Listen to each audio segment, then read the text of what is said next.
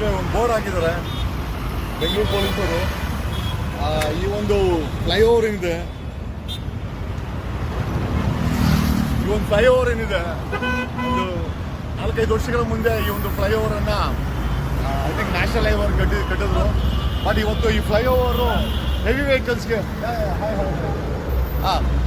ವೆಹಿಕಲ್ಸ್ಗೆ maintenance ಅಂತೇಳಿ close ಮಾಡಿದ್ದಾರೆ. ಕಳೆದ 3 ತಿಂಗಳಿಂದ ಮೇಂಟೆನೆನ್ಸ್ ಅನ್ನ ಕ್ಲೋಸ್ ಮಾಡಿ ಈಗ ಬರೀ ಲೈಟ್ ವೆಹಿಕಲ್ಗೆ ಈ ಒಂದು ಫ್ಲೈಓವರ್ ಓಪನ್ ಮಾಡಿದ್ದಾರೆ. ಬನ್ನಿ ಹಾಗೆ ನೋಡೋಣ. ಹಾಗೆ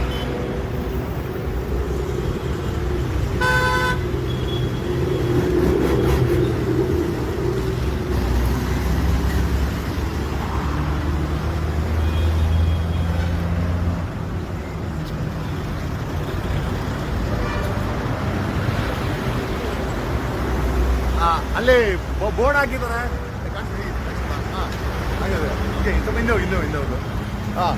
ಬೋರ್ಡ್ ಹಾಕಿದ್ದಾರೆ. ಸೊ ಆ ಬೋರ್ಡ್ ಪ್ರಕಾರ ದೊಡ್ಡ ವೆಹಿಕಲ್ ಈ ಫ್ಲೈಓವರ್ ಮೇಲೆ ಹೋಗಂಗಿಲ್ಲ.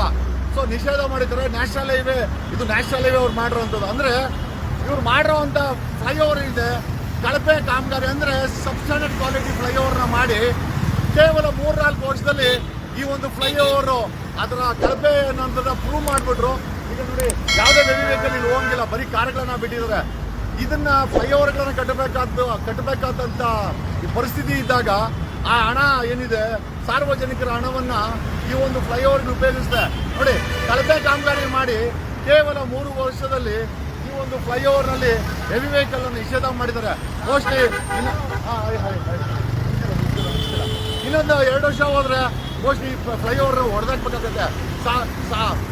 100 ಕೋಟಿ ವೆಚ್ಚ ಮಾಡಿ ಈ ರೀತಿ ಫ್ಲೈಓವರ್ಗಳನ್ನ ಕಟ್ಟಿ ಕಳಪೆ ಕಾಮಗಾರಿ ಮಾಡಿ 2-3 ವರ್ಷದಲ್ಲಿ ಅದನ್ನ ಅತಂತ್ರ ಪರಿಸ್ಥಿತಿಗೆ ಬಂದು ನಿಲ್ಲುತ್ತೆ ಅಂತಂದ್ರೆ ನಿಮ್ಗೆ ಎಷ್ಟೇ ಮಾಡ್ಬೋದು.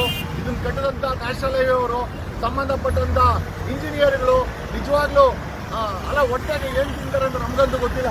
ಬಟ್ ಒಂದಂತೂ ನಿಜ, this is a big scam.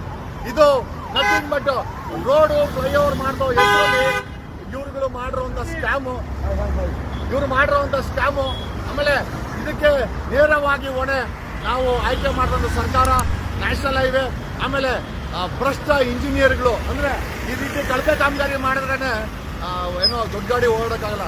ಇವತ್ತು ಈ ಫ್ಲೈಓವರ್ ಮೇಲೆ ದೊಡ್ಡ ಗಾಡಿಗಳು ಓಡಾಡ್ತಾ ಇಲ್ಲ. ಇದೊಂದು ದೊಡ್ಡ ಸ್ಟ್ಯಾಂಡ್ ನಿಮಗೆ ತೋರಿಸ್ಬೇಕಾಗಿತ್ತು, ತೋರಿಸ್ತಾ ಇದ್ದೀನಿ. Thanks a lot.